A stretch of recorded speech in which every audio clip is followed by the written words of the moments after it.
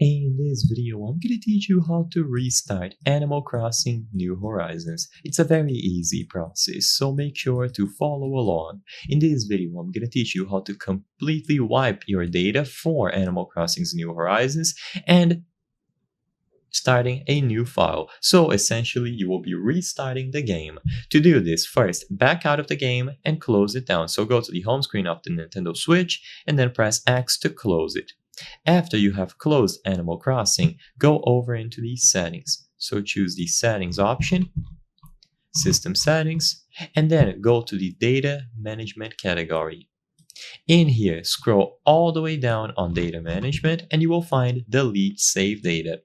So as it stands today, the only way to restart your Animal Crossing New Horizons file is to delete the save data in its entirety. You cannot do this inside of the game, so go to data management, choose delete save data, and you will be able to select between all of the games that are installed on your Nintendo Switch, including of course Animal Crossing New Horizons.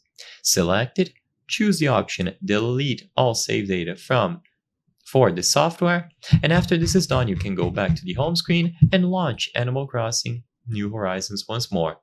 It will be as if you just started the game brand new. So you will go through the introduction steps, you will be able to name your island, you will be given a guide, and it is simple to do.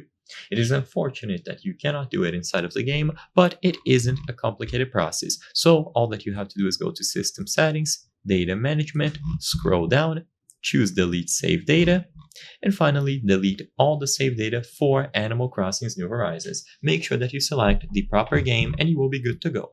So I hope I was able to help you.